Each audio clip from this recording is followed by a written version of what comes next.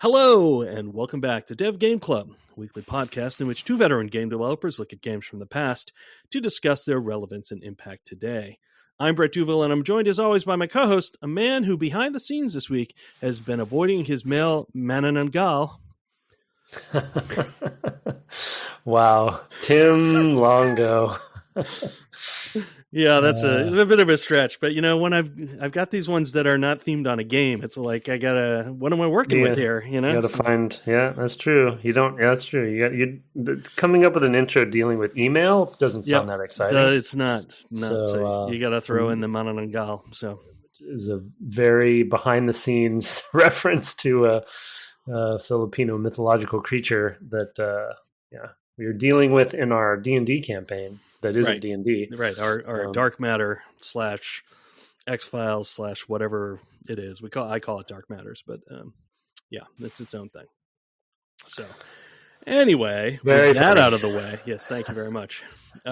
We are doing a mailbag episode. We had quite a bunch coming in over the course of Minecraft. It often happens with some of these kind of big games that fall in certain windows of time that people played a lot of, whether they were in college or whatnot. In the case of like the SNES or something, it's usually like, oh, I was a kid when that came out. And so we get a lot of email, and we are also just like talking a lot, and we're trying to keep the episodes, without going much further than an hour. So we were running out of time a lot for email. So we're going to catch up on all of it this week. But first, I have an announcement, which of course came in the form of an email. And the subject is Defeating Games for Charity 2025 from CalamityNolan. Hello, Brett and Tim and Dev Game Club listeners. CalamityNolan here with good news. The thing you've been waiting for all year has finally arrived. This weekend, January 25th to 26th, is Defeating Games for Charity 2025. Hooray! We're back playing games and raising money for the Video Game History Foundation. You may remember them from their work in games preservation and generally being awesome. This year, we're exploring all the ways to defeat a game. KyleAndError will defeat Hollow Knight by getting the true ending while taking as few hits as possible. Kaeon will defeat DuckTales by finishing it quicker than you can imagine. And our own Tim Longo Jr. promised to defeat Trespasser in the finest display of masterful gameplay anyone has ever seen. We've also got other definitions of defeat. We'll have a dev stream of Omega Entertainment's co-founder Michael defeating his own game Tower Song. I myself will be randomizing Pikmin. That's Calamity. Shuffling around all the enemies, onions, and ship parts, and then defeating it. Also, I cannot stress enough how incredible Tim says his Trespasser run is going to be. Oh my god. Excitingly, we opened up the event to streamers outside the Dev Game Club community this year. We'll have Noises playing a real guitar to defeat Rocksmith. Robotspacer will discuss the relevance and impact of early adventure games Enchanted Scepters, 1984, and Mystery House, 1980. But who needs those when you'll be razzled and dazzled by the incomparable talent of sensational showman Tim Longo Jr. with a JR at the end? We start at 11 a.m. Eastern on Saturday, January 25th. We'll have our kickoff and first games on Artimage's channel, then raid into each next stream for 2 days of fundraising for the Video Game History Foundation. There may even be an appearance by the hosts of this very podcast in a special Jedi Starfighter stream at the end of the event. You can see the full schedule and donate at defeatinggames.com. Please help spread the word and hope to see you there. CalamityNolan and the Defeating Games team. P.S. Thanks to all the organizers, streamers, and supportive friends and family who made this event possible. And PPS, you really got to see Tim play Trespasser.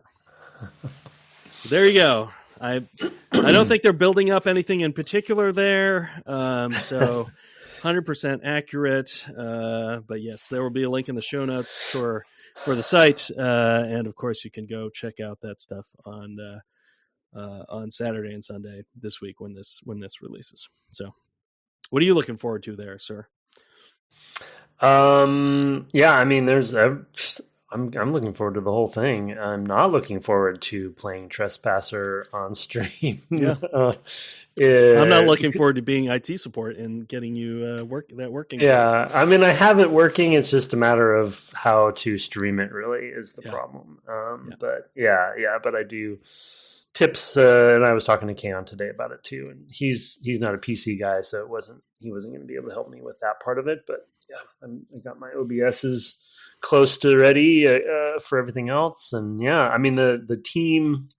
Even though technically I'm on this team, I'm not really doing that much other than streaming. So Bio and Calamity and everybody, Kaeon, Artimage, they're all doing so much Lost Lake ahead of time. So a lot of great organization.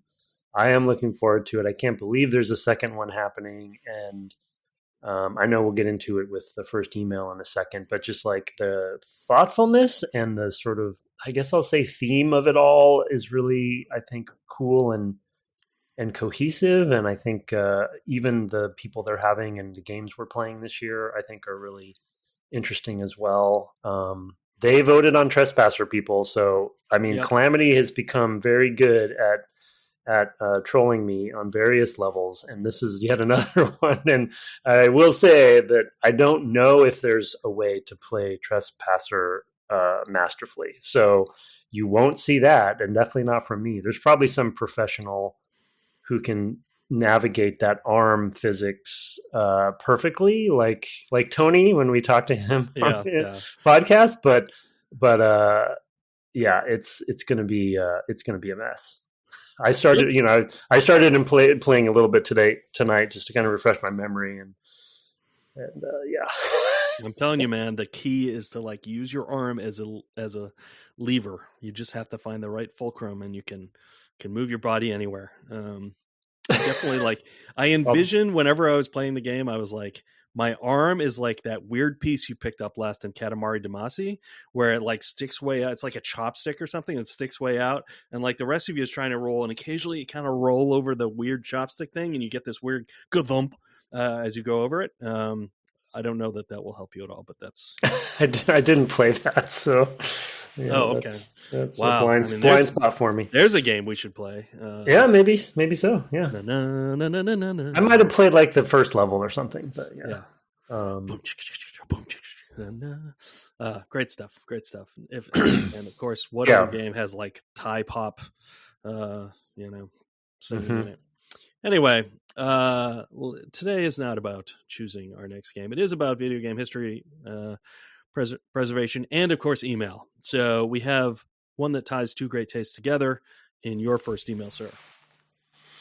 Yes, the subject is Phil interview from Ryan, aka BioStats, the one and only. Hey gentlemen, I wanted to hear your comments on the Phil Salvador interview. Specifically, here's a list, so get ready. You probably have it in front of you so you can remember. 1A, what are your thoughts on the VGHF's mission of trying to save the ephemera around games? Have you contributed anything to it?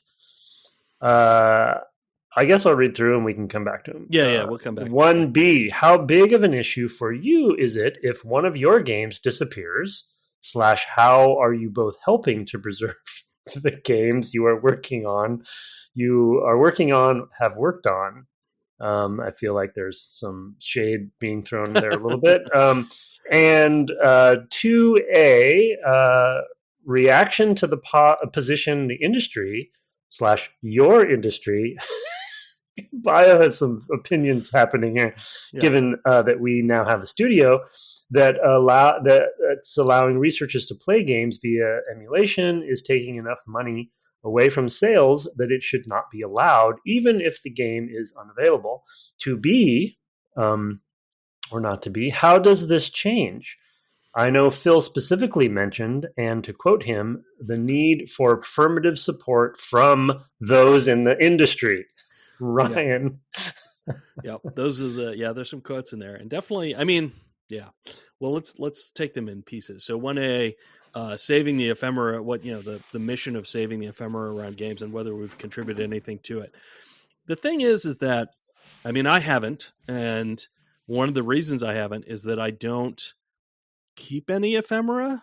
I mean, I've kept some marketing materials that that have come my way. Which would count for the way that they talk about it. Yeah, I mean, that's certainly true, but I'm more thinking about development ephemera, right? Which, so I have the what we called the one sheets at LucasArts for the games I did there. Maybe not for Republic Commando, but I have the Starfighter ones, I think. I have the posters, the signed posters from Maybe definitely those two. I don't think I ever got one from Chris Williams on for Republic Commando. I have extra if you want. That's fine. We were going to give them. If I move up there, you can give me one. We were going to give them away to the listeners, but now after this topic, maybe we should give them to the. Yeah. Anyway. Yeah. And I have a standee for Starfighter 1. So I mean, I have end magazines and stuff like that. So I have things like that. But in terms of like things that we use while we're developing, notebooks and whatever, technically those are the property of the company. So even if I had them, and in some cases I probably have some scraps of paper here and there, or even a notebook, it's not really mine to give, and there are legal issues there, right? I mean, we signed contracts and NDAs and all that kind of stuff that, I mean, I don't really think anybody would come after me if I had a Starfighter notebook or something like that and I handed it over. But I'd also want to vet it myself of like, because can you imagine the mean things I might have said about the lead designer on that? So no, I haven't. And the reason is like, these things don't belong to me in some sense. At least, from these places I've worked in the past. They belong to the people. Sure. Okay, Mr. Socialist Capitalist CEO. Yeah. Sorry, I didn't mean. Anyway, that's 1A. I mean, what are your thoughts on 1A? Well, so I have two things. One, and I'll try to keep this short because for transparency's sake, Brett listened to the interview when it came out, and I just listened to it. So, right. A, I apologize because I'm way behind, but B, it actually, through pure happenstance, because we're doing a mailbag, ended up, I think, the timing of it was really nice because of the event coming up, which benefits the History Foundation. So it was actually good timing for me because I was able to listen to Phil talk deeply about the mission and things that I didn't really realize. He did a really good job at kind of encapsulating the differences because there, as he said in the episode, there's a lot of different groups doing preservation of different types, and their particular type was one I did not realize. So I really recommend. So anyway, I wanted to kind of talk through some of my notes here, and we're going to use this mail as a catalyst for that. But on the mission specifically, the thing that I really appreciated, and he mentions it in the question, is the way that they think about it, because that when the Video Game History Foundation is mentioned, they always talk about game preservation kind of in the same sentence, or somebody does, right? Whoever's talking about, oh yeah, it's a game preservationist group or whatever. I think everyone, as he said, I won't regurgitate what he said, really highly recommend everyone listen to the interview, by the way. It was really good. I loved it. I'm really happy that they did it, and I hope they do more of them. But they're not focused around the games, like, preserving the specific software games. They are about the ephemera around it, design documents, marketing materials, like everything that goes into, in the way, I won't be able to quote him verbatim, but he talked a lot about their mission being about providing context for games and game making, right? And of course, a lot of that stuff is going to have to come from either the groups funding the games, i.e. publishers, etc., or the developers. And so just 2 cents in my notes after listening to it was just thanking them for doing that, and thanking Bio and Calamity for doing the interview, because it helped really clarify something for me about them, and that there is a big difference. And it's also very important. I think Phil said in there, there's like 300 disciplines that would be involved with preserving everything around games. It's not just about the technology and emulation, but it's also about librarians, and there's different skill sets there. So I came away after listening to his first question, really excited and really happy and hopeful that because they exist, one of the things he told a story, it's in my notes, about the pinball game. Do you remember that?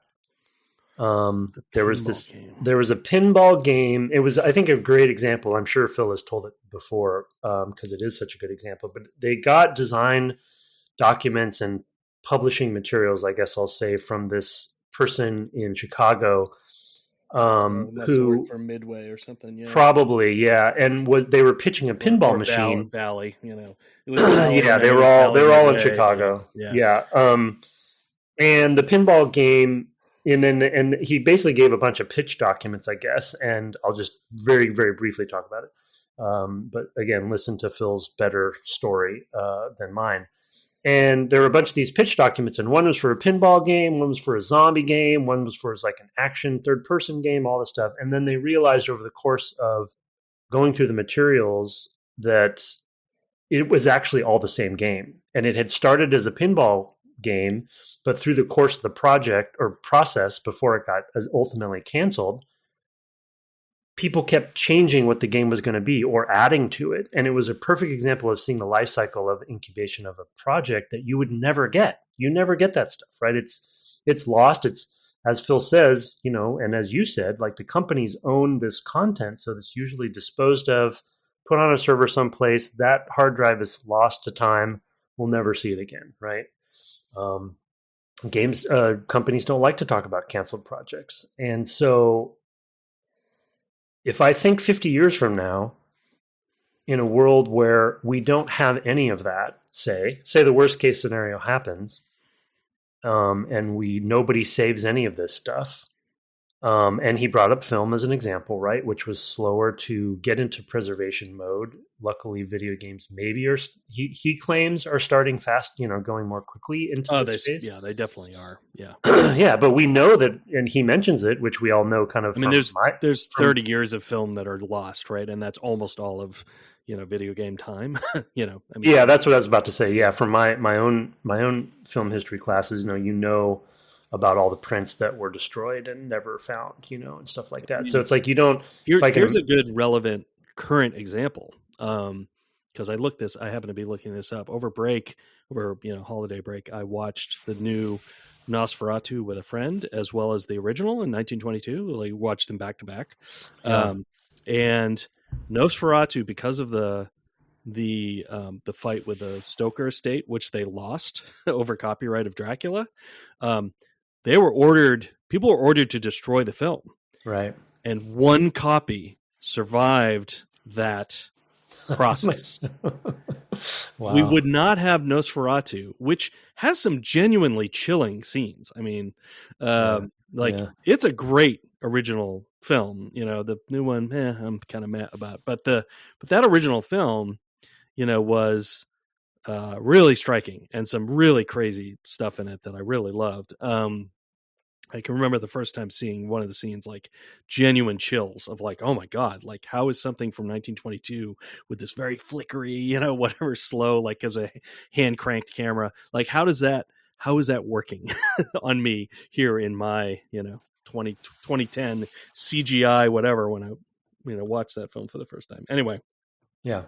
Classic example of like that film was almost lost forever, and 90-something% of films from that era were. Anyway, continue. I'm sorry.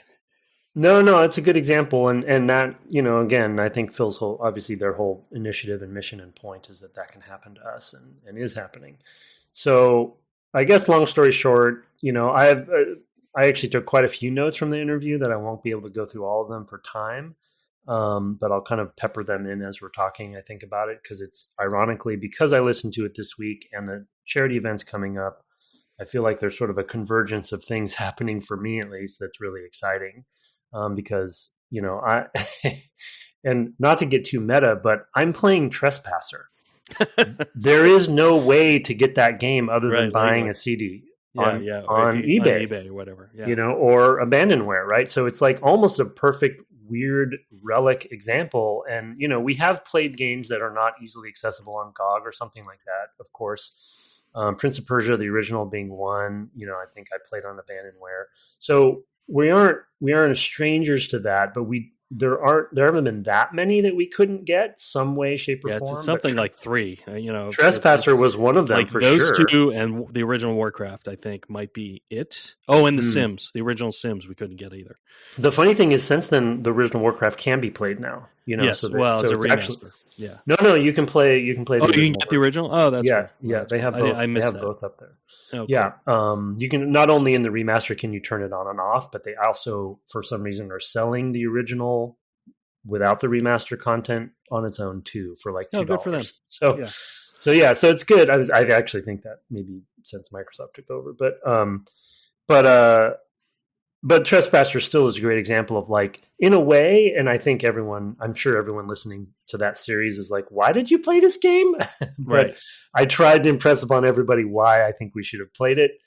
But that's a great example of, there's a few people in the world that would probably fight to find a way to preserve that game. Or more importantly, which we tried by having Tony on, everything around the game, not even just the code, but like, that game was a fascinating development.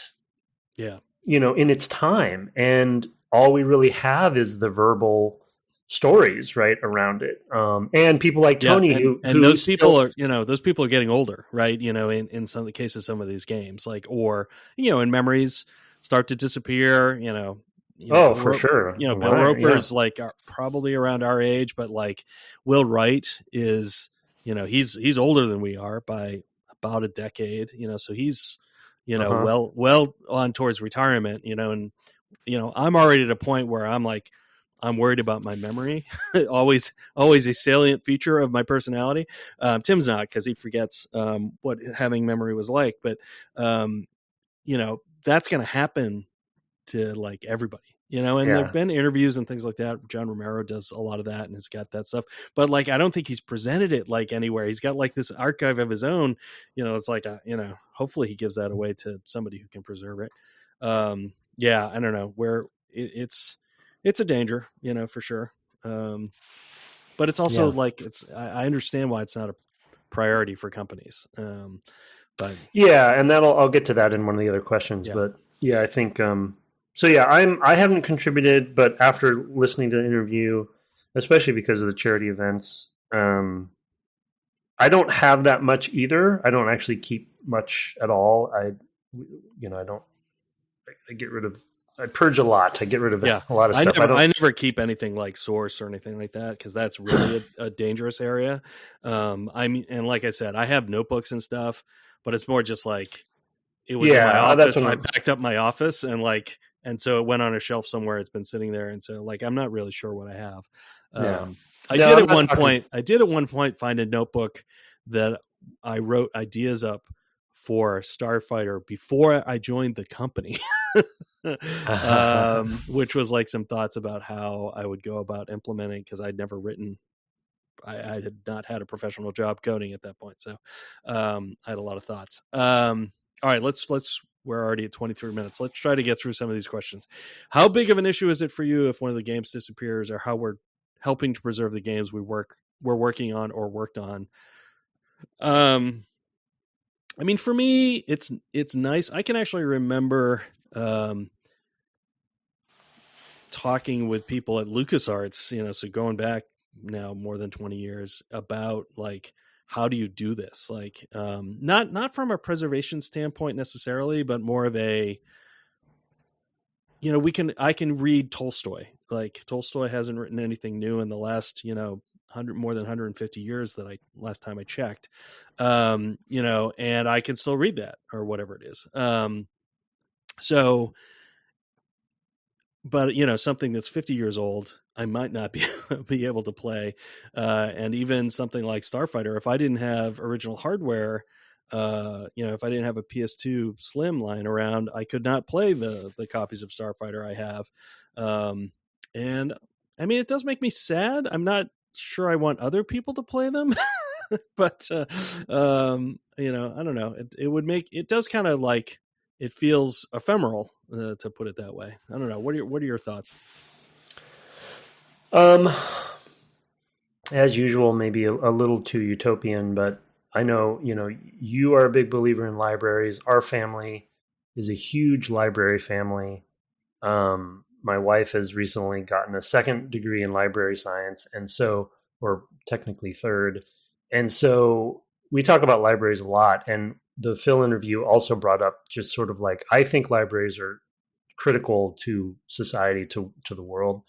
And in a utopian way, I don't think any game should disappear. Like, even if it's a bad game, see Trespasser, there's somebody somewhere at some time could learn something from it. Even like, as like Phil, why you don't use entirely physics for your animation system.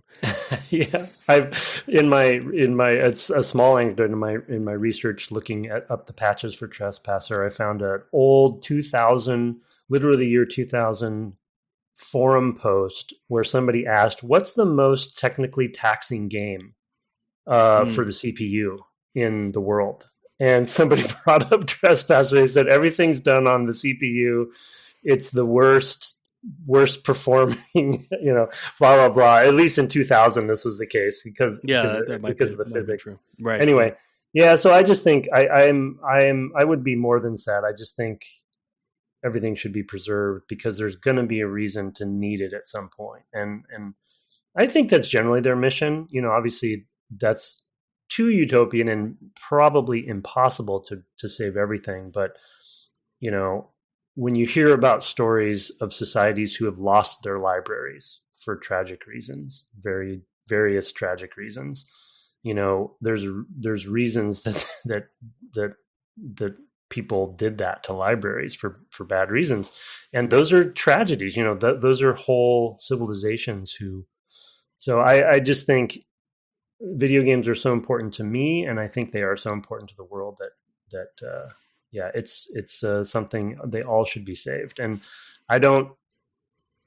I wish I had kept more, I guess, and there was a history foundation that I could have given them to at the time. And I'm probably a little more cavalier about the legality of it, especially for 20-year-old games, where I'm like, I don't care, come after me, because I really don't think they would. And but because it's not really giving anything away. But anyway, yeah. Look, some of the first stuff I ever read was the Apology in philosophy, the Apology by Socrates, where he's like, I live in a society of laws, and they say I have to drink this hemlock, so I'm going to drink this hemlock. The law is the law, Tim. Anyway, all right, 2A, reaction to the position. Okay, I'll be straight up about this, about the researchers playing game would cost sales too much. That is a you problem, not a researcher problem. Publishers, if you can't make money on the newest games because the old games are things that draw people too much, that is a you problem and not an old game problem. From my standpoint, you are not providing enough fun, sirs. If that is your genuine argument, like, who cares? That is not a legitimate argument. Not to mention, there's also a way to license these things. I mean, honestly, there's an opportunity here, like, for people to literally just go to the publishers and say, well, we'll license you on a per hour basis, some amount of money, like whatever it is, and so if it literally is drawing so many people that you fear for your purse strings, we will let you know. That it was such a disingenuous argument on the part of that's just, to me, is complete bunk. That's an easy one for me to answer. I don't know if you feel differently, but I thought that was ridiculous. Well, I think Phil, again, because it's fresh in my mind and in my notes, Phil kind of presented the challenge pretty appropriately, I think, and it really just comes down to the legal side of it, because copyright lawyers that have been hired by the companies have a specific role. And because copyright law is what it is, they will hide behind it. And because the company has asked them to. And so they use that excuse, and it is an excuse to your point. Like, it doesn't really make any sense, and it's not true. But I think about things like, and he brought up Nintendo a lot because Frank's so into Nintendo. Right. And a lot of their stuff, a lot of their resources are Nintendo based, I guess.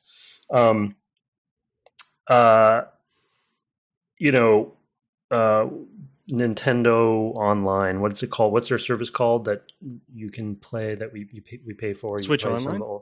Switch Online, whatever. Nintendo Online, where they have all the Yeah. different back catalog stuff, right? That was not available before. They would reissue stuff, right? They would remaster stuff or have a Mario game come out umpteen times on every, it's on the DS. It's like, Super Mario Brothers. It's like, okay, I can play that on a 10th thing, but it's literally just a port that they're. Now, it would have been for them to finally have the back catalogs that they have. I think that the perception of them now having a place where they can put those and not have them be on emulation, I can see their point there. But as far as like its impact on their bottom line, it's just not true. Yeah. But the lawyers, Phil was a little cynical, I think, about it, appropriately so. But I think now that for our company, we're more involved with stuff than like on that side than I've ever been before and never wanted to be. The lawyers are going to lawyer, yeah. And that's not even necessarily their fault. It's their job. Right. The law says this. So the only way to change that is as the History Foundation helped with their report and with their lobbying or what have you, not lobbying, but they went to the hearings and they presented. They're trying to help change the legal side of it. That's the only way to do it because they're going to always come back to that. But yes, it's a smokescreen. Yeah. And then finally, how does this change? The need for affirmative support from those in the industry. I mean, we affirm it. Like I don't know. I mean, there are people out there who I think actively try to put stuff out. Tim Schafer and more broadly, his company try to do this, and they've continued to do it even under Microsoft. I know that there were a series of really good like blog kind of posts about Psychonauts 2 from one of their gameplay programmers that I really appreciated. I'm forgetting the name at the moment, but I'll put it in the show notes. But he's also shared like, here's the original Grim Fandango, design doc or whatever. I'd love in some cases to see the ones that never made it, because we saw a lot of those back at LucasArts, right? Because we were senior or lead kind of people, and we'd be invited to the meetings where people would pitch these sorts of things and talk about the pros and cons. It'd be kind of interesting. I mean but anyway, how does it change? I mean, yes, unfortunately, without having, it's going to be really, really hard until people who grew up playing games are in positions of power that can change law to make real change, at least in the United States, as far as I'm concerned. It's not a high priority, obviously, for Congress, especially right now when there's so many really nefarious things they could be doing. But when you had for, most of my career, you had like Joe Lieberman in there saying how horrible, even, though I agreed with her on a lot of things, Hillary Clinton was not too pro on video games, nor was Biden ages ago. So politically speaking, we're in a position where the laws are not really going to become any friendlier on this until there are people who will stand up and say, look, we're losing things that we shouldn't lose. Let's figure out how to ease to, balance this a little bit better. This has been a problem for ages. It's not just video games either. Like the Mickey Mouse copyright extension that goes back to, I think, the 80s, I want to say, that it applied to that. Might have been the 90s to that, and Major League Baseball, among other things, were like ridiculous. Like, okay, this thing you invented, originally copyright was something like 20 something years, and then it's like, well, now it's 50 something years. Well, how about 75? And now it's, I forget when Steamboat Willie came up, but it literally just went into the public domain. Like, so by that, by the time things like that are happening, everybody who was involved is dead, so like a lot of that ephemera just disappears entirely because there's nobody around who kept it, and it's up to people like digging through, their deceased loved ones' belongings to be like, oh, we should keep this and send it to somebody. That's no way to base preservation. So anyway, that's kind of rambling discussion there. But how does it change? I think it starts with you, Tim, but maybe you have other thoughts. No, I mean, not too many others. I think there was a whole theme in the interview, a section where it was really kind of talking about the corporation side of how this all preservation, and there's always going to be that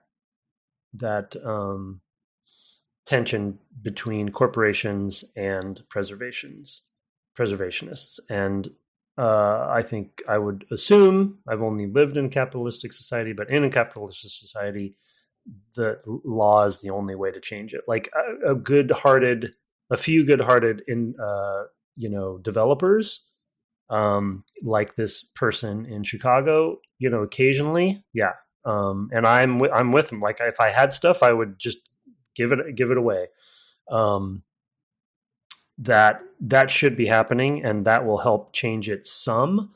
But I think what Phil and Frank and team really need is legal change, because corporations are always going to be on the other side of it, because they think that protecting the IP, which it is, protecting IP is critical. I mean, it's critical when you put a value on Mickey Mouse as high as it was given, and you imagine it going into public domain. You can see why companies freak out. I mean, consider the Steamboat Willie horror movie coming out in April.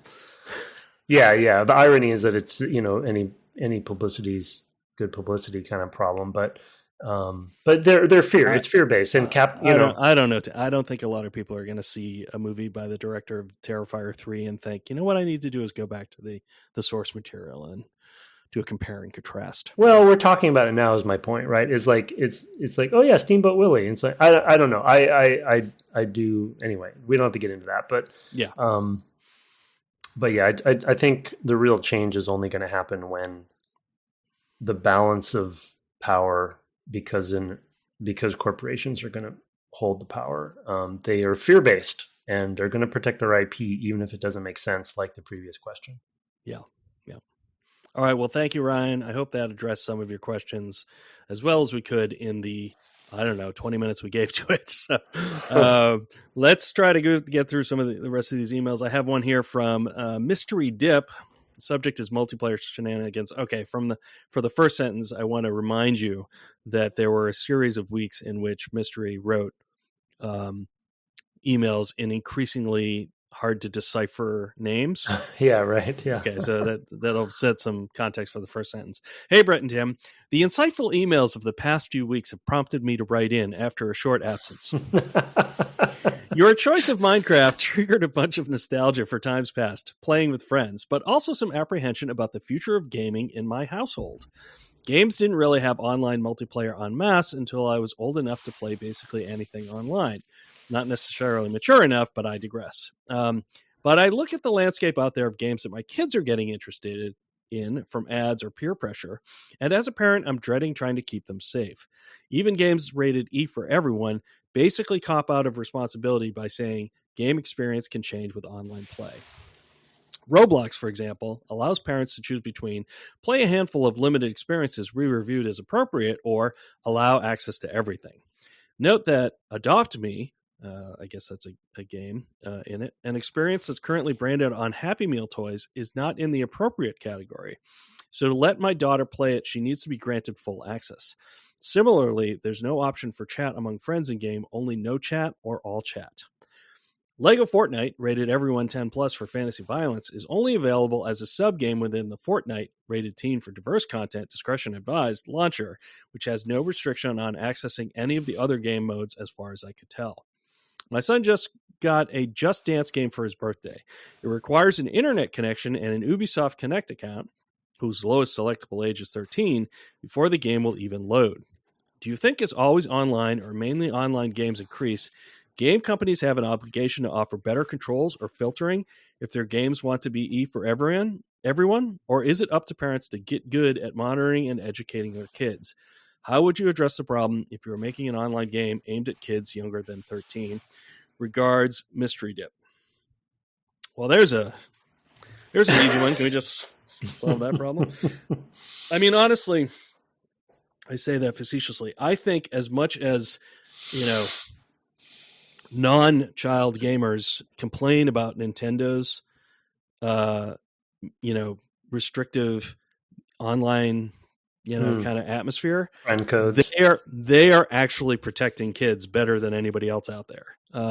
As far as these things go, because they are so like, hey, this is what you got to do. And you can't just kind of jump into something and it's like, open season for kids.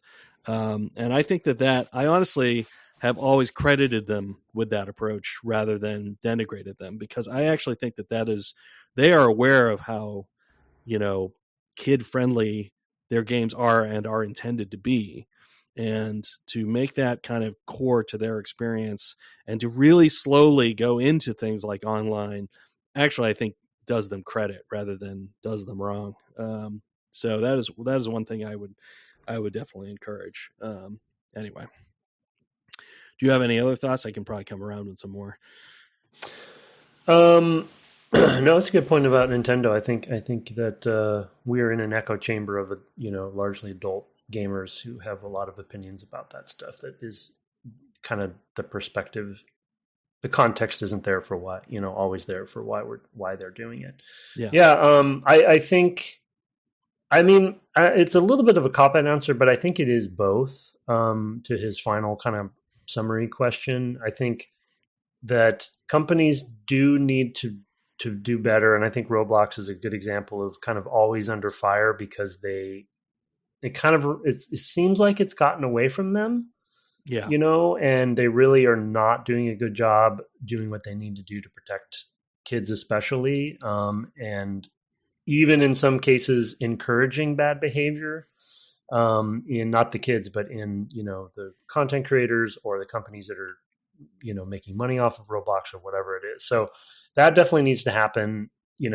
However, unfortunately, that can often mean some legal side of it has to come in and force them to do stuff, because it's just gotten too out of hand. And I know that they've come under some fire for that occasionally. Yeah. But I do also, in at least kind of speaking from our household's perspective, we do place a lot. I know as parents, we place a lot of responsibility on parents as well. And it's a bummer to have to do a lot of the extra work that probably the game could do for you. But it sort of relates to the previous question to some degree, is that corporations are going to be corporations. Like, there's nothing you can do about it. It is about making money at the end of the day. And so they're not going to make the best decisions all the time. And so I think parents are kind of the last line of defense. And so it does mean for some households, you need to be more hands-on and really, find the lines that you're willing to cross and not cross for your kids, I guess. But that's important in our opinion. Not necessarily speaking for my wife, but I think I can speak confidently for her as well. Yeah. I mean, I think ultimately there is, if you're involved in your kids' lives, that they're going to come to you when they're confused by something they see online or whatever. And, if you're engaging with them about the fun things they're doing online, then, they're going to be comfortable with that. If you're playing with them, etc., all of those things can be helpful. But I do think, companies rightly come under fire when they don't think about these things. And honestly, I'd love to see, parents unite and kind of really go after them at times, because I've read some reports about the things that go on in Roblox, and I am shocked, honestly, that it's allowed to continue. So I don't know. It's kind of hard to know, but I mean, I think that there are probably kids out there who are being damaged whose parents aren't as engaged. And that's really unfortunate. That's kind of the flip side of like an aging, House and Senate and whatever local leaders, that they just don't even have any idea. Except for a broad knee-jerk reaction, they don't actually know the things that they could be doing to help, in my opinion. But I don't know. It's a responsible thing to do as a designer to think about those things, in my opinion. I mean, there have been good games in that regard as well in the past, like that the Club Penguin, and I'm trying to think of other ones because my kids never really played this sort of stuff. Phil mentions Club Penguin in the interview. He did, yeah. Oh, right, yeah, because when it went offline and all that stuff, and other things like that. But anyway, all right. Why don't you go to your, I think, email too, right? Yeah, I just did mystery tips. Okay. The Minecraft wiki, a tool or a crutch, from Luke Terrio. Yeah. Hello, DGC. During your conversation last week, it occurred to me that Minecraft was the first time that I had encountered a wholly external online component, which was effectively required for any serious level of engagement with its... I might disagree with that, but later. But with its associated product, the monumental Minecraft wiki. The importance of Minecraft's wiki was likely driven by both the game's popularity and its trailblazing approach to early access game development. However, even the game's current affordances and gestures at a guided player experience, I would guess that a large number of players, the wiki is still an essential, inexorable component of their play. Do you think that the Minecraft wiki has been a tool or a crutch for both both for players and the developers, and what are your thoughts on such a core part of the player's information base and direction being left external to the work itself? Many thanks, as always, for your great cast, Luke Terrio. Yeah, I mean, he did say the first that he had encountered, not that there was the first. No, that's not what I have. That's not what I have disagreement with. Okay, all right, that's fine. Yeah, I guess you're probably going to talk about the design of the icons and all that stuff. But anyway, nope. Oh, you got something else. Okay, I'm not going to stop second guessing you. I don't know. I mean, I figure like we live in an online world, and that's just a fact. Like, I don't know if they were deliberately leveraging that or not. I mean, honestly, allowing for that to happen or encouraging it to happen is a pretty good engagement strategy, because it means you have a rich community that's interested in and talking about the game and figuring things out together. That's not necessarily a bad thing. And the fact of it being external, I don't know, doesn't really bother me all that much. I mean, it is not, of course, the sort of game that I like to play. So there's that. I did enjoy our experience with it, but it's for me, very limited. And a lot of the things that you can find over in Lost Lake's domain, like, are lost to me. I have no idea how to do some of the things he's doing, and I'd never figured it out from the game itself. And honestly, I'm not motivated to go figure them out. And if not for things like, seeing Lost Lake play it, I wouldn't even know they were possible. Like, I have Redstone. I have no idea what to do with it. I've got a bunch of it. If anybody wants them, it's sitting in a crate because it's just sitting there going, huh. In fact, at one point I built a bunch of redstone torches. You know what redstone torches don't do? They don't really cast light, Tim. They don't. I was like, they probably don't prevent monsters from spawning either. Exactly. I am out of charcoal. Oh, but I can make a redstone torch. Cool. I'll do that. Oh, I place it on the wall. Nothing happens. Thanks, Minecraft. So, there's times where you might need a switch. I don't. See, that's the thing. Why would I know that? I would have to go to a wiki to figure that out, because how am I going to figure it out on my own? Or would you? Well, maybe a very motivated player. I'm just not one of those with that game, right? So for me, to figure those things out, I do need to go somewhere else, because there's no way I'm just not invested in that way. I am not a explore those things type of player. So I like to explore a space, but like exploring the how can I build things space, like I as soon as I get a thing, I'm not like I'm going to go pick up all the things in my various boxes and figure out what things will combine with to make something I didn't know I could make, which of course was not a thing you could even do in the early days of Minecraft. Like, there were no recipes like being shown to you. Anyway, what are you had thoughts, and I tried to guess at some of them, and now I give up and I'm going to throw it over to you. Well, I mean, I talked about this on the series quite a bit, I think, and it's one of the reasons why I love this genre and why I don't go to wikis. And I don't know, I don't know how many of the survival game genre players are out there like me. But actually, first, before I answer that part, I'm just going to say really quickly, we don't know. I don't know if any of the Minecraft developers engage with the wiki or not, because he asked, is it a crutch or a tool, especially a crutch for the developers? My general guess, which could be totally wrong, is that they don't make the game with the wiki in mind. They're probably, I could be wrong, making the game the way that they think they should make it. They probably don't have a lot of time to deal with any external. Like, it's external, correct. Ironically, a lot of these mails all revolve around a very important similar theme in our society, and that's legal. They probably can't engage. No, I think the question is more like, are they leaning on the existence of it, not contributing? No. I know. That's what I'm saying. That's what I'm saying. You don't need to interject. The point of it being a crutch of like, oh, there's a wiki out there, we can make something obfuscated because the wiki will tell people how to do it. That's what I'm saying. No, I'm going to guess that the developers don't want that to happen. They don't want people to rely on the wiki to have the, as he said in the email, a guided experience be better and essential by using the wiki to explore it. That isn't. I don't agree. Early Minecraft, like now, I don't agree. Now I think that's probably true, but I think early days that was not true.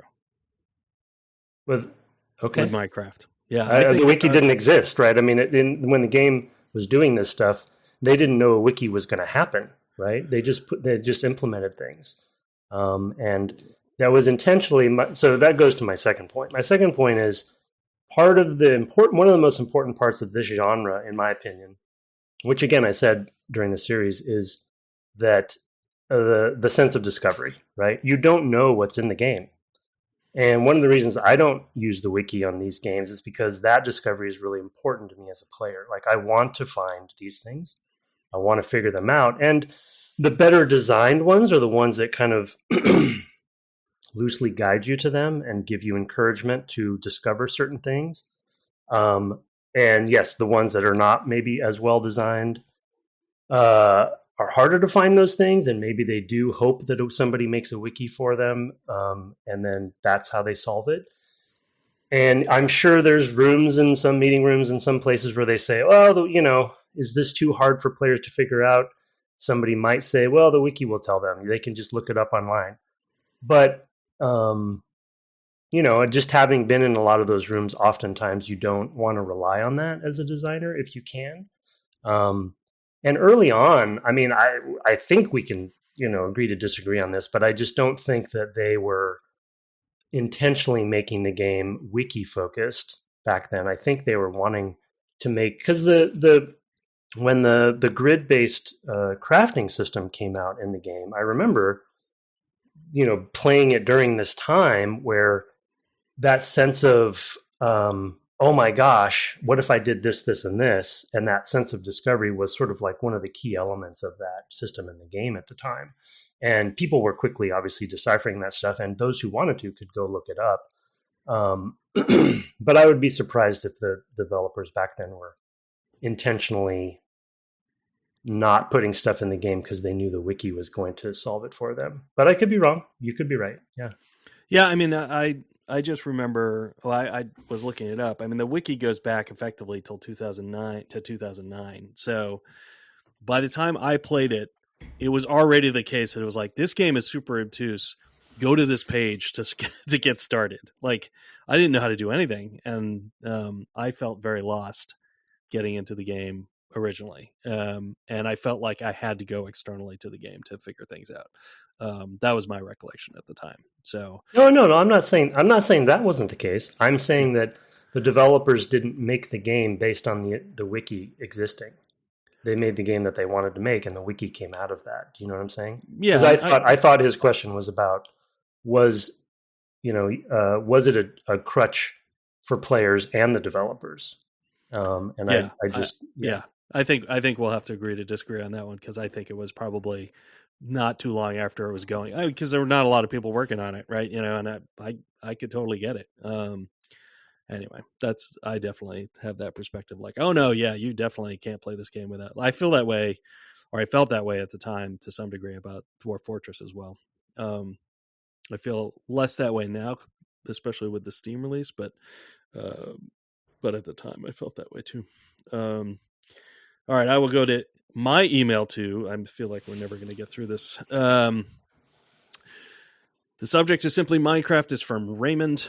Hi, DG crew. Just clearing up some misconceptions regarding... Oh, I'm glad I forgot this one was in here. Minecraft's versions. You talked about the Java edition like it's getting phased out, but it's still being kept up to date. Bedrock as the edition was made to be multi-platform, so I can see where the confusion came in since it's the more mainstream option and the one Mojang pushes. You can jump back in versions, but it seems only to be on the Java edition. You maybe install the Minecraft launcher just to check I wasn't gaslighting myself. From the installations tab, you can pick a version to install going all the way back to 1.0. Unfortunately, nothing earlier than that. You can even start on a 1.0 and update the game by changing versions, although some of the world generation got updated at one point and will break some stuff. I'm also pretty sure you can do a Java server of any of those versions. Bedrock doesn't seem to have that option unless you go with an unofficial launcher. On to some Minecraft thoughts. Thanks for that, Raymond. I think I referred to this a week or two ago in Minecraft episode times, and didn't credit you that you had written this in. On to some Minecraft thoughts. I bought it at some point during early access, but I never really played it thanks to the lack of direction, so I just built some stuff and bounced off. I knew through osmosis that it eventually got a, quote, final boss, among other things, but I never went back to it until a streamer I watched got way into speedrunning it during the COVID times, which led me to eventually try Minecraft again to try the speedrun out since it looked fun. Speedruns are why I know about the version hopping, since they mainly happen on a specific version, 1.16.1, which makes access to the end way faster thanks to some updates in that version. So it got nerfed in later versions. I don't know how much you two know about getting to the end, so I won't elaborate further on the specifics. My first successful run was in just over an hour, thanks to all the knowledge gleaned from the streams, and was my first time rolling credits on the game. All in all, a decent first attempt, but I never tried for a faster time and eventually uninstalled the game since whatever makes Tim really want to play survival crafting games forever makes me want to play them for 10 to 20 hours and say, yeah, that's enough. Regards, Raymond. He says, P.S. Sorry for not writing in for a while, but work, eh? And P.P.S. Auto crafting is done using a crafter and is there for assembly line reasons. Cough, factorial, satisfactory, cough. The crafters are pretty limited. Whatever Tim pictured when he heard the word is probably way more elaborate than what's actually possible.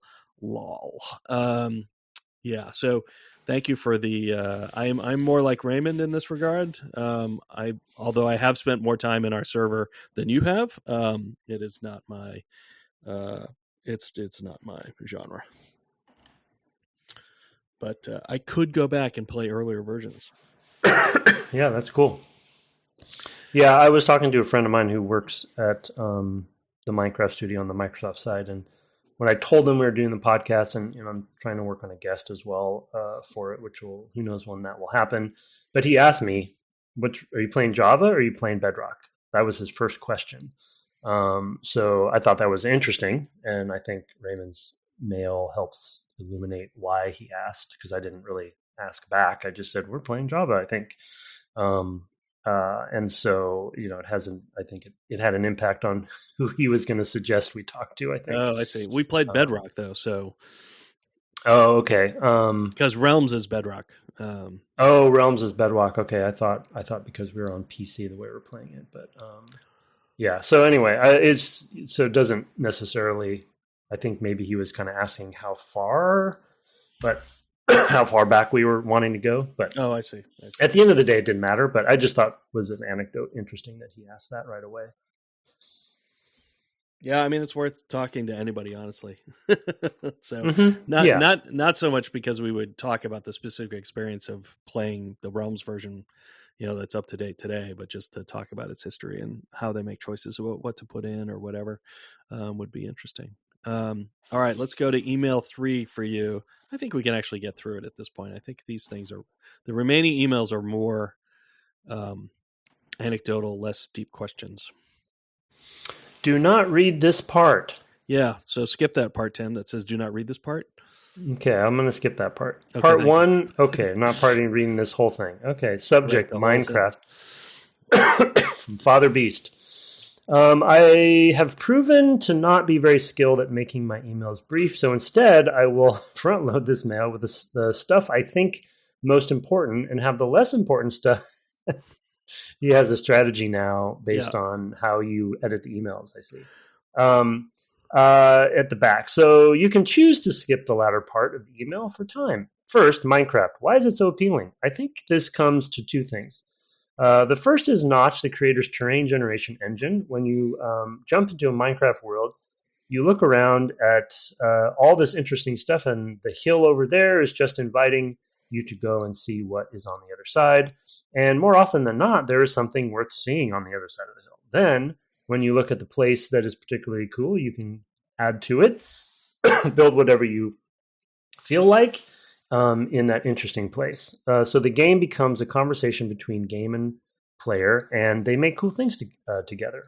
Second, mods. From the very beginning, it seemed that there were always a plethora of mods available to add to your playing experience. And some of them basically became part of the main game in time. That led to weird things like the guy complaining that Notch stole the Pistons mod from a modder and put it in the game. Never mind that he did not use the same code. A lot of this led to watching people put the wild things they could do with mods into videos on YouTube. And then the mod collections started. I remember playing the Yogg's Box collection and then trying out the Feed the Beast mod collection, walking around those things. I realized that I couldn't just rely on what I knew. When I ran into something new, I would look it up on the internet, like you do in real life. Nowadays, much of the stuff in those massive mod collections back then is in the main game. And those recipe books I printed up back when the game went version 1.0 are rather obsolete. Father Beast. Yeah, modding.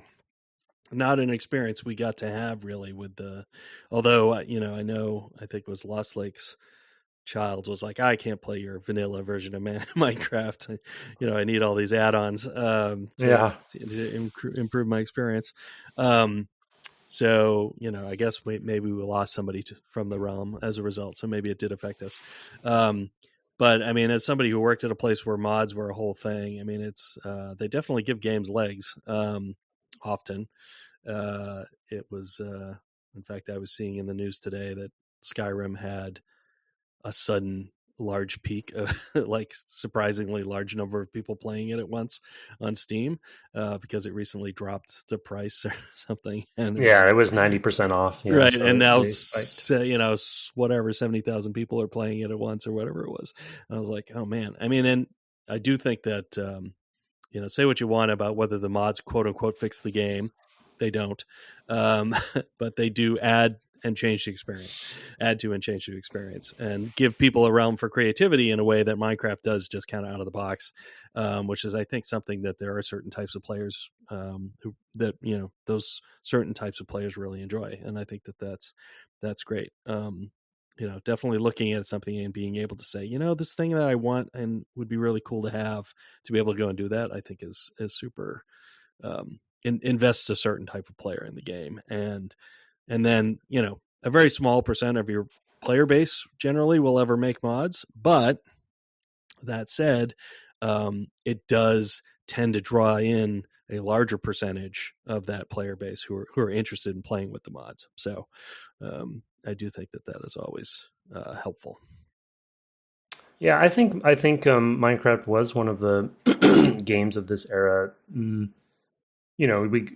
For us olds, we go back to Doom, and Quake and such. But for this era, it was one of the poster children for definitely an, I guess I'll say, open development community. The mods were critical, I think, to his point, to the success. And he also mentioned, I think, another thing for me to keep that I was making note of and keep in mind is the rise of YouTube's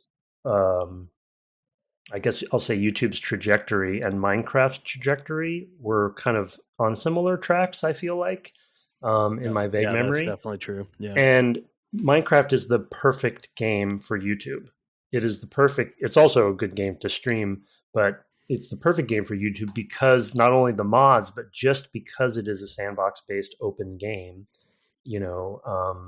procedurally generated, and you never know what you're going to get. You can impact everything in the game, so every player is going to come at it from a different direction.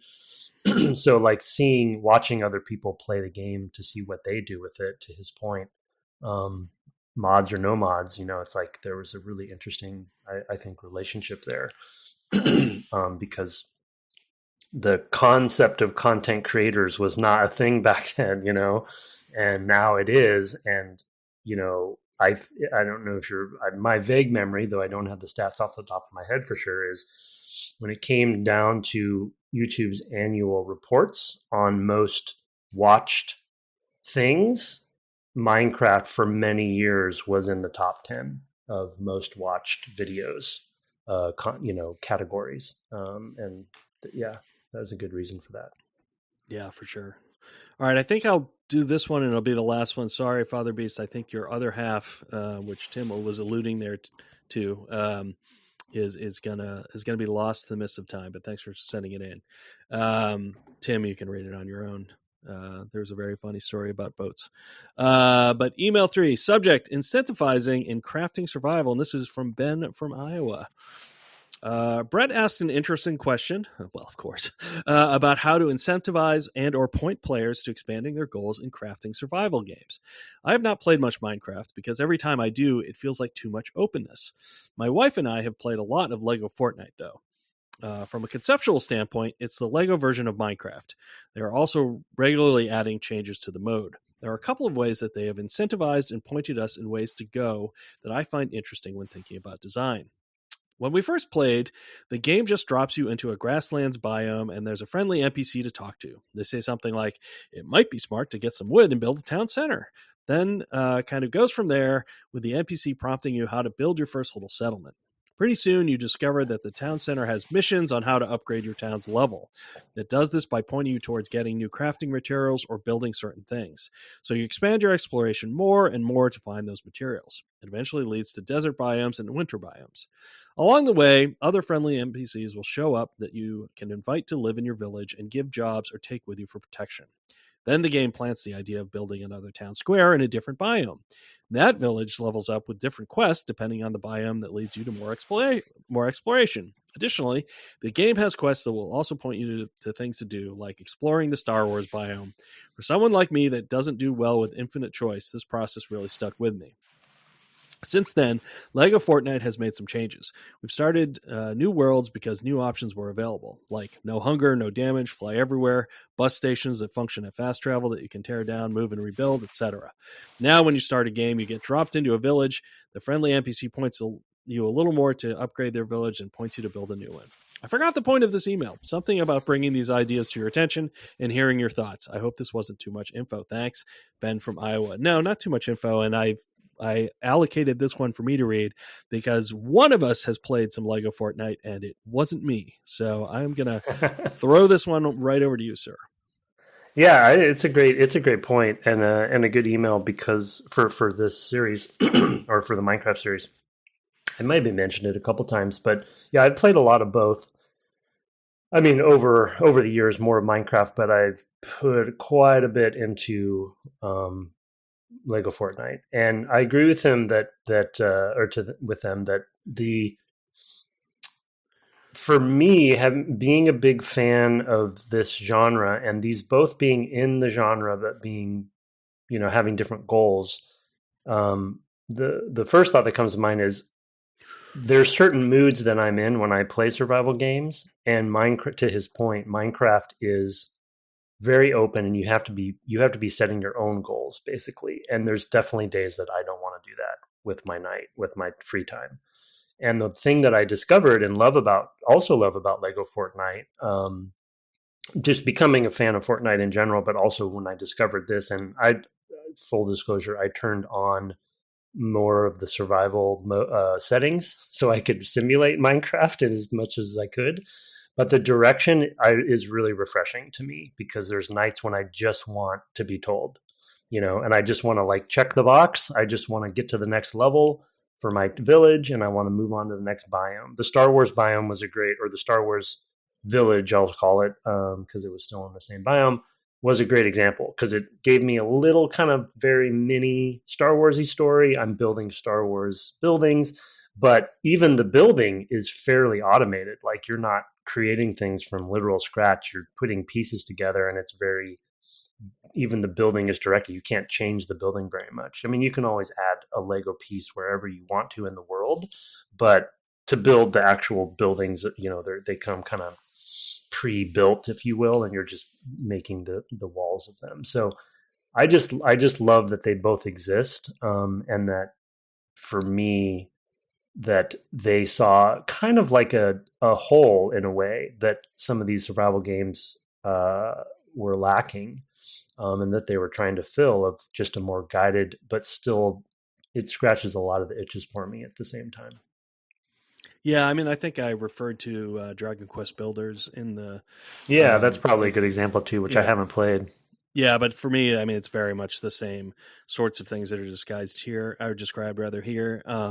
The building is way more limited in that game. You're basically building in, like, I don't even know how many cubes it is, but because you're building to actually these events, which are like major story things where some big bad creature is going to attack your little town. So your town has to be like in a place where they can plan for that, and like you can't just build arbitrarily out from there. So they kind of have changed the rhythm of the game, where it's like, I'm building towards a purpose. I know this thing's going to happen. This NPC has told me this is going to happen. Same sort of thing. I'm trying to bring in other NPCs who can do things for me, and they're going to need things and all of that stuff. So it kind of guides you through that experience. But then the mining happens kind of anywhere. And some of the quest stuff takes you kind of further afield from that base to get either materials, but also just like to find a person or whatever. Like, oh, there's a person who's trapped, in this place. So you got to go there, and there's monsters on the way because it's a Dragon Quest game. Like, you want a lot of that. So kind of similar vibe, I would say, where the building is way more constrained. But gives you kind of scratches that itch. And there's a lot of placement that's on your own. There's definitely times where I've been like, oh, I have to tear all of this part of it down. And it does have a day-night cycle as well. So there is just like some more dangerous monsters that will attack at night, and people sleep. And so it's got like, it mixes in different parts of different games in order to achieve that. So I also found that. Yeah. Oh, no, go ahead. Oh, okay. No, I was done. Well, yeah, I mean, we've talked about it on the series, but there's such a great strata of this too, where there's a lot of survival games that are, I think, trying to do similar things to Fortnite, where they have a story, or not necessarily a linear structure, but kind of a linear structure that they might be interested in. Return to Moria is one I'm playing right now, that if you like dwarves and you like Lord of the Rings, it's sort of like still has a story, and a direction, and even the structure of the world is somewhat crafted, but you can build upon it. So that'd be one. The Long Dark has, they have a campaign mode, so they're getting into Pacific Drive. They're getting into this space where a lot of them, I think, see what the emailer's talking about, as far as like things like Minecraft, and even Valheim is very open to. There's an anxiety that comes with that I think a lot of people like. I want a story. I want to tell me what to do, kind of stuff. And there's so many good tries at that people are getting creative with. For sure. All right. Well, that I think is going to be the end of our mail episode. Thanks to all those who wrote in. I was just looking to see. I think you had mentioned this Moria thing, and that it was free. The week you mentioned it. Oh, it was free back then. Yeah. It was a while ago, unfortunately. But I think I have it. I think I added it that night, and I just never. So I might have to see if that is true. So anyway, thanks for sending in those emails. Those, of course, were all sent to devgameclub@gmail.com. We also love to get your reviews. I also want to remind you here at this point that we do have that big event coming this weekend. So please log on. The schedule's on defeatinggames.com. It will be in the show notes. The link, not the schedule, but you can go there and see who's playing what, see what tickles your fancy. And of course, I hear there's going to be an amazing, thoroughly groundbreaking playthrough of Trespasser, which I know I'm looking forward to. I heard that from CalamityNolan. You can find us on the web at devgameclub.com and twitching this weekend at that location, twitch.tv/ Tim Longo Jr. with the JR at the end. I look forward to seeing that there, and I guess it's a hand off the stream kind of deal. I think maybe the website will have them all as well, so I'm looking forward to that. When you defeated Final Fantasy VI? Is that true? I did. It is defeated.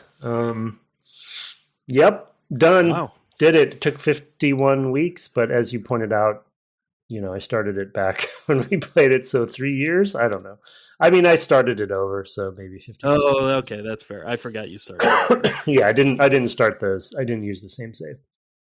But I did play in 4X, but the stream gave me the go-ahead that it's still an official completion, even though I played it on 4X. Okay. I haven't signed off on that, but, if they can live with that, I guess that's fine. What did you say this Moria game was called? I finally get logged in. Return to Moria. Or Return. I was under the M's. Yeah, it's not mine, or I think it's just Moria, or it might be Return to the Mines of Moria, but I think it's just Return to Moria.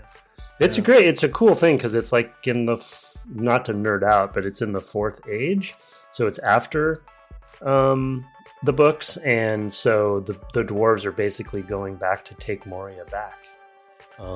It's a very interesting game, I think, especially if you're a fan, and it's also very terrifying to try to take back Moria because it's so abandoned and kind of sad. It's a morose game because you're basically going back to see this fallen civilization, and you're trying to take it back. Apparently from a Balrog eventually. I don't know if you have to fight it, but that's also terrifying. Maybe you get to date it. You get to date the Balrog. Yeah, exactly. Can you pet the Balrog? That's what that website's about, right? It is in fact called The Lord of the Rings Return to Moria, which is why I could not find it under R or M. It was under which is wonderful. Come on, Epic. You can sort that under Lord of the Rings, not under the. Okay, anyway, we have a Discord where you can find out about these things. Or when he twitches, it's described there. When we release an episode, it's there. It's lots of great discussion. It's been growing of late, so it's cool to see. There's been more people joining up as we have retreated from the other social medias. That is the place to go and find us. I'm in there fairly frequently. Tim a little bit less so. But you can find us there on occasion. Our intro and outro music was written and performed by Kirk Hamilton, commissioned by friend of the cast Aaron Evers, and our logo, the merch store, the Discord, defeatinggames.com, all by Mark Garcia with help from friends. Have fun donating to the Video Game History Foundation this week, and good night. Good night.